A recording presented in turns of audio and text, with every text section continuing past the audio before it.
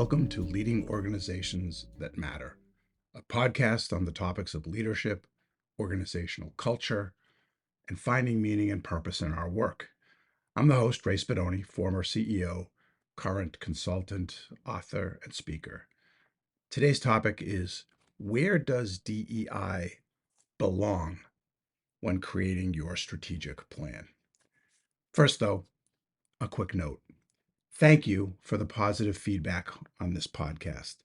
I've received messages that leaders are sharing it with their colleagues and using it to prompt frank conversations or to help refocus the organization on their culture. And I love getting that kind of feedback. So thanks very much. I'm glad this is helping. Now, on with the show. Awareness, concern, and motivation have never been higher, it seems, when it comes to diversity, equity, inclusion, and belonging within corporations across the United States. Thankfully, there's much room for more progress, however, and no one should declare victory just yet. But I do detect some forward motion in this regard within the organizations that I support.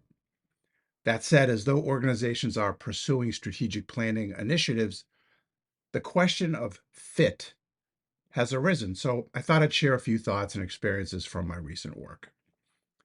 Much of the focus within such planning engagements has been to transition from aspirational to actionable, from conceptual to concrete.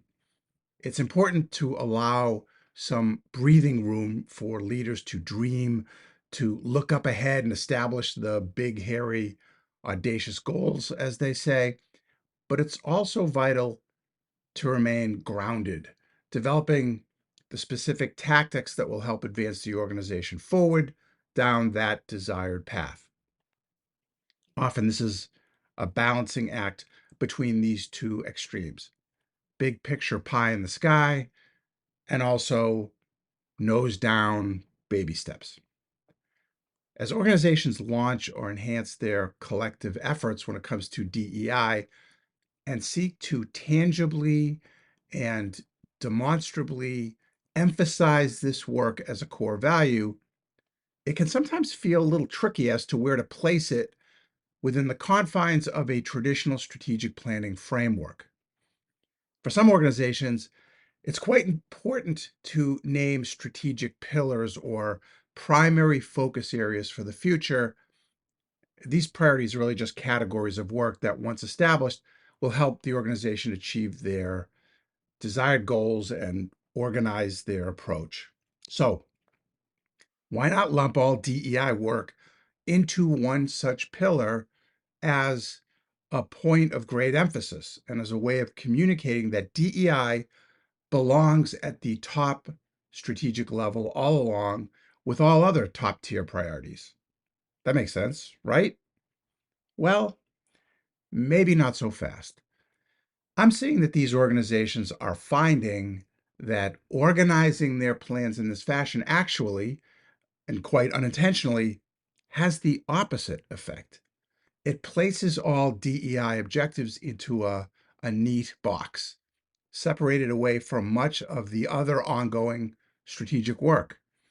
It fosters a mindset that you can assign one accountable executive leader or maybe a team to those DEI tasks, and then that will suffice.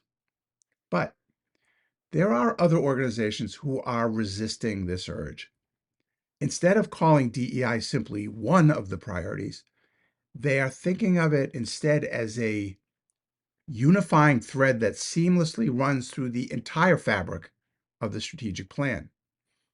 At one client site, we asked executive leaders to review their tactical action plans with the organization's DEI consultant, who provided real-time feedback and advice as those plans were coming together. These were all ultimately reflected in the final plan, and then not only became that unifying thread, but also served as a valuable educational vehicle for all those who were reviewing and then working to implement the plan.